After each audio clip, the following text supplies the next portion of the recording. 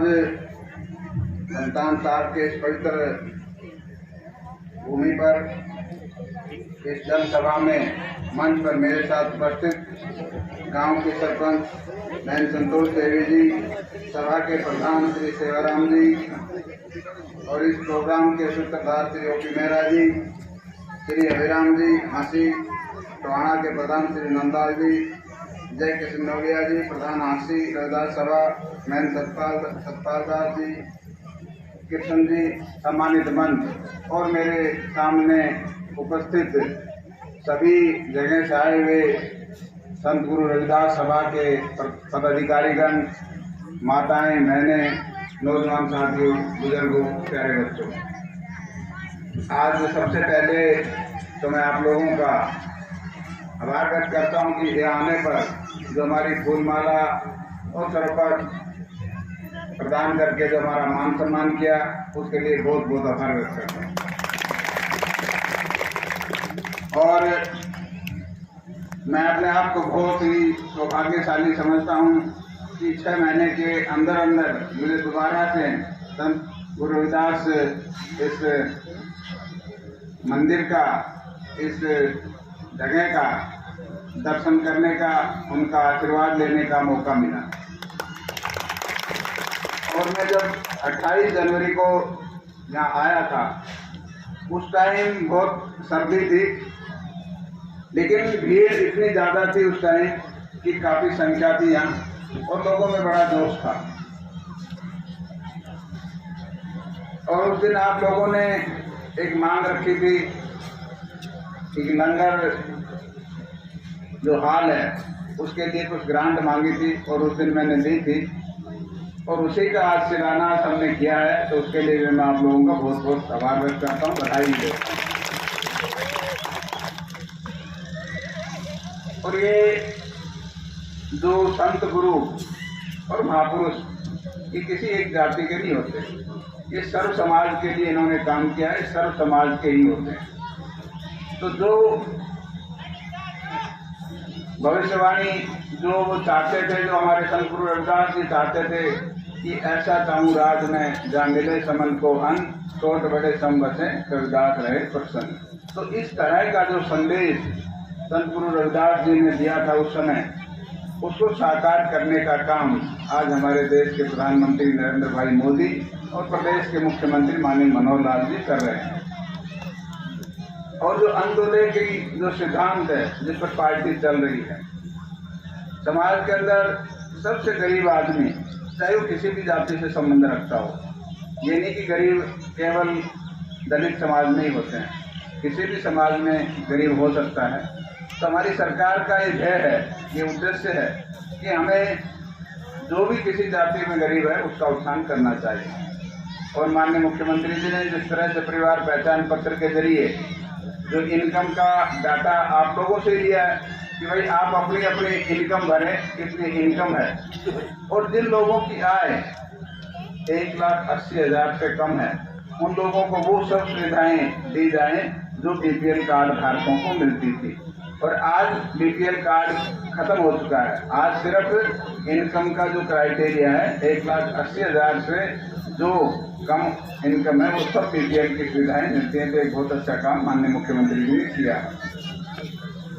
और इस योजना के तहत चाहे हमारी आयुष्मान भारत की योजना हो, चाहे प्रधानमंत्री उज्ज्वला की योजना हो, चाहे आपका जल जीवन मिशन हो, और चाहे और दूसरी योजना है, उन सभी योजनाओं का लाभ मिलता है।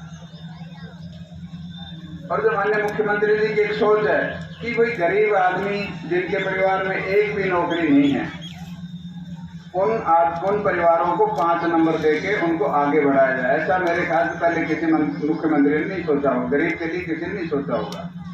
और जो ईमानदारी से और योग्यता के आधार पर जो नौकरी देने का काम किया है, उससे गरीब आदमी का बच्चा भी अगर वो लायक है तो ये सोच सकता है कि मैं आगे बढ़ सकता हूँ, मैं नौकरी पा सकता हूँ। पहले की सरकारों में ऐसा नहीं था कि भाई कोई योग्य आदमी है या योग्य बच्चा है तो नौकरी ले ही लेगा। लेकिन आज माननीय मनोहर लाल जी की सरकार में ये पक्का है कि अगर वो लायक है, योग्य है, तो उसको नौकरी अवश्य मिलेगी।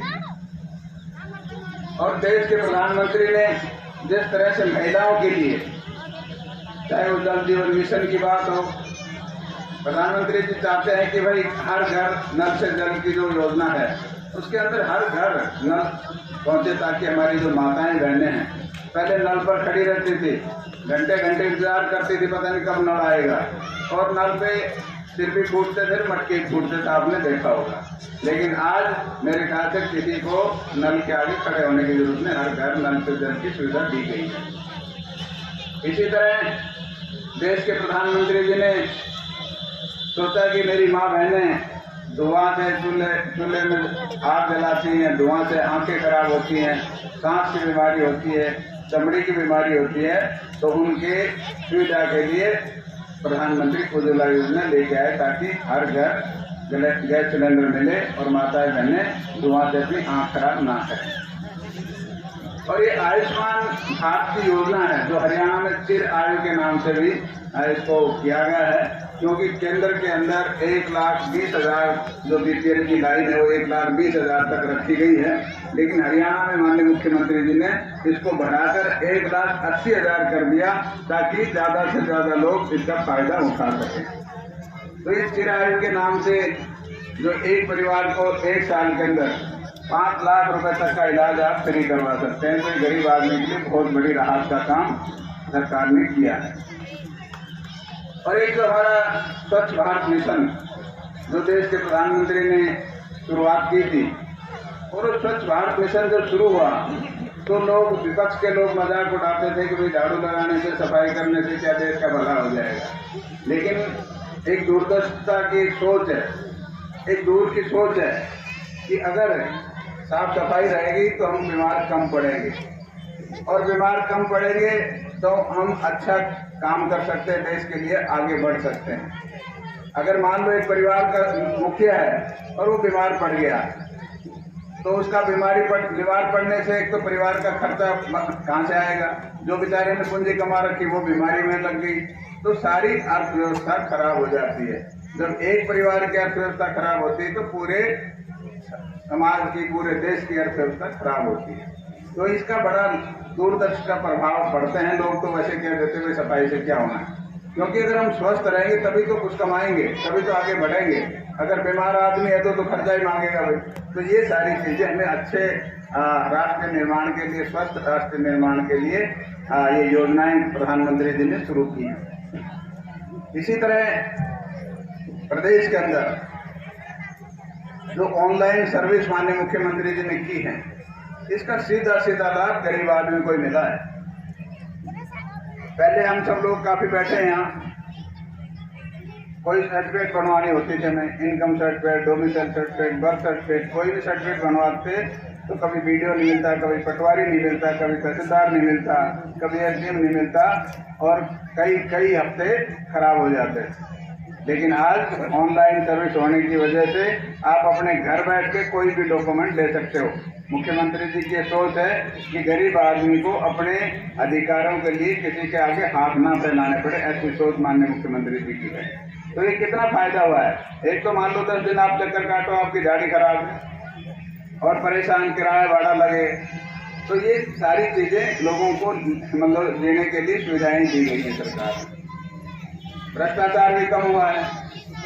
जैसे राजीव गांधी जी कहते थे कि मैं 100 रुपये भेजता हूँ तो जो बेनिफिशियरी है जिस तक पहुँचता है सिर्फ 15 रुपये पहुँचते, बाकी 85 रुपये लोग ही खा जाते हैं।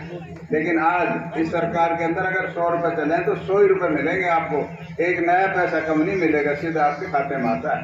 तो ये भ्रष्टाचार भी कम हुआ इसमें। तो ऐसी बहुत सी योजनाएं सरकार की हैं।